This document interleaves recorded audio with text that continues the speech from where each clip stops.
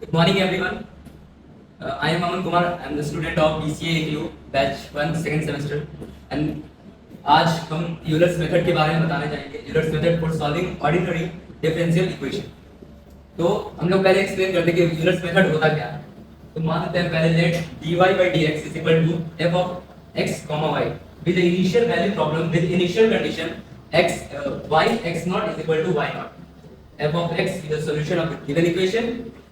Now f of x को हम लोग expand करेंगे. Now we will expanding the f of x in the neighborhood of x naught by using Taylor series expansion. तो Taylor series expansion के through f of x is equal to capital, यहाँ पे ध्यान रखना होगा capital और small का दोनों यूज होता है. तो कैपिटल f और स्मॉल f का हमेशा ध्यान रखना होगा.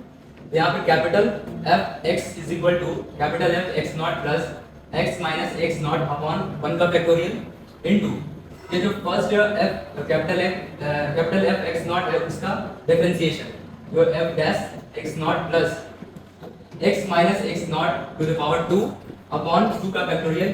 और ये जो पहला डिफरेंशिएशन किया था f प्लस x naught का इसका दूसरा डिफरेंशिएशन यानी f double dash x naught plus x minus x naught to the power 3 upon 3 का factorial. And again f x naught जो डबल डिफरेंशिएशन था उसको फिर से एक बार डिफरेंशिएट करेंगे तो f triple dash x naught ऐसे प्लस डॉट डॉट डॉट आगे तक बढ़ते जाएंगे. नाउ जहां पे x minus x naught है उसको हम लोग h से h लिख सकते हैं. h यानी स्टेप लेंथ होता है. हम लोग क्वेश्चन में देखेंगे जब इसको लिख करेंगे तो x minus x naught is equal to h. अब जहाँ पे x naught है वहाँ पे h लिखेंगे और जहाँ पे x है इसको अगर सॉल्व करें तो x is equal to x naught plus h होता है. तो जहाँ पे x है वहाँ पे x naught plus h लिखेंगे और जहाँ पे x minus x naught है वहाँ पे हम लोग h का यूज करेंगे. तो इसको रिमूव करें तो f is equal to x naught plus h is equal to capital F x naught plus h upon 1 का फैक्टोरियल f. इसका ये जो फर्स्ट वाला था term f capital F x naught था उसका फर्स्ट डिफरेंशिएशन और सेम चीज है बस रिप्लेस कर देना x minus x naught को. फिर नेक्स्ट जो हमारा क्या है मान लेते हैं कि y is equal to f of x दी है ठीक है और y naught is equal to f x naught हो जाएगा. फिर first differentiation of f x naught is equal to small f. यहां पे ध्यान रखना है कैपिटल F था अब small f x naught y naught. दूसरा इसका फिर से डिफरेंशिएशन करेंगे तो f double dash x naught is equal to ये फर्स्ट टर्म जो था f x naught y naught इसका डिफरेंशिएशन हो जाएगा. फिर से थर्ड स्टेप करेंगे तो अगेन फिर से एक डिफरेंशिएशन तो एक डैश और बढ़ गया f capital F dash triple dash x naught is equal to small f double dash x naught y naught. ये जो वैल्यू आया इसको हम लोग इक्वेशन में पुट करेंगे फिर से जहाँ पे f capital F x naught plus h is equal to f x naught plus h upon 1 का factorial plus sorry multiply small f. अब यहाँ पे स्मॉल f हो गया small f x naught comma y naught plus h का square upon 2 का factorial multiply f dash x naught y naught plus h to the power 3 upon 3 का factorial multiply small f double dash x naught y naught और ये भी n term तक चला जाएगा. अब इस इक्वेशन में जिसका भी h टू द पावर 2 है वो सारे टर्म को 2 नहीं 2 1 से ज्यादा जिसका भी होगा यानी 2 3 4 वो सारे को नेगलेक्ट करेंगे और बस ये टर्म यानी capital F x naught plus h upon 1 का फैक्टोरियल ये इस टर्म को बस रखेंगे और बाकी सबको नेगलेक्ट करेंगे.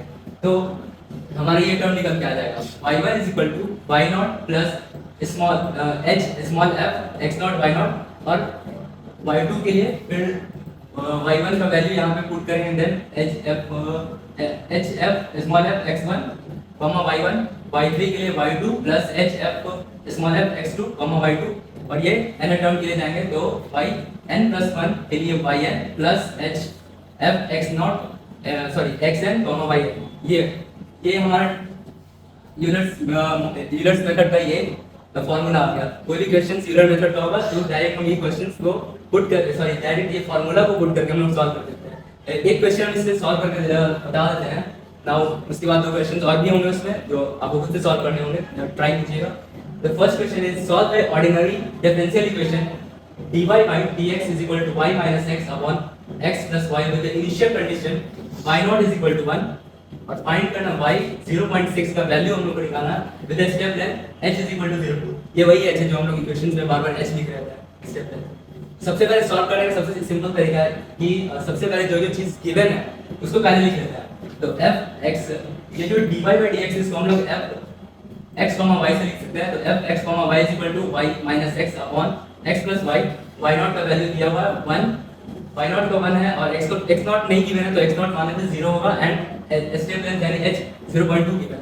तो यूलर्स मेथड में हमारा था yn plus 1 is equal to yn plus h f of x n comma yn, ये हमारा फॉर्मूला था। इसमें सारे ये जो भी वैल्यू सारे को पुट करेंगे इसके और हमारा आंसर आएगा। तो पहला अप्रोक्सीमेशन निकालेंगे जिसमें हम लोग n का वैल्यू 0 लेंगे और जहां जहां पे n दिख रहा है क्वेश्चन में सब जगह 0 पुट कर देंगे। तो 0 पुट करने के बाद ये वैल्यू आएगा y1, क्योंकि n प्लस 1 था तो n का वैल्यू 0, तो y1 is equal to 1 plus y0 का वैल्यू 0 था, हमारे क्वेश्चन में गिवन था। h का वैल्यू स्टेप लेंथ 0.002 गिवन था and f of x0 y0 का वैल्यू 0 और y0 का वैल्यू 1 ये गिवन था हमारे क्वेश्चन में। तो y0 इज इक्वल टू 1 और माइनस x0 का 0 अपॉन y0 एंड 1 प्लस ये वैल्यू पुट करेंगे तो y1 का वैल्यू हमारा 1.0.02 ये y1 का वैल्यू आ जाएगा। अब हम लोग x1 निकालेंगे। x1 निकालने के लिए x0 प्लस h यूज करते हैं, तो x0 का वैल्यू 0 था और h हमारा स्टेप लेंथ 0.02 था, इसका वैल्यू आता है 0.02 फिर से वही। तो इस तरह से हम कह सकते हैं कि y 0.02 का वैल्यू 1.02 हमारा आ गया। नाउ सेकंड अप्रोक्सीमेशन निकालेंगे।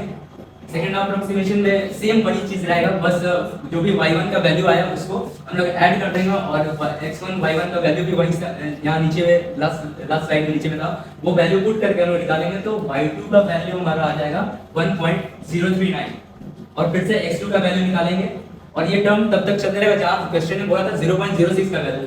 अभी भी देखो हमारा y 0.04 का वैल्यू आया है, यानी एक इस अप्रोक्सीमेशन और आगे जाएंगे। थर्ड अप्रोक्सीमेशन लगाएं तो यहाँ पे भी सेम कंडीशन है, इस बार y2 का वैल्यू पुट करके और फिर h f of x2 y2 का वैल्यू हम लोग लिख देंगे। इसको सॉल्व करेंगे तो y3 का वैल्यू आएगा 1.0575 और यही क्वेश्चन में हमसे पूछा था y 0.06 का वैल्यू क्या होगा, तो वो 1.0575 ये होगा। तो उसके बाद कुछ क्वेश्चंस है आप लोग को प्रैक्टिस करने के लिए। ये दो क्वेश्चंस हैं, दोनों भी बहुत इजी है। सबसे पहले जो भी गिवन है वो लिख के और फॉर्मूले के अकॉर्डिंग उसको बस हम लोग को सीधे सीधे लिख देना और कुछ भी।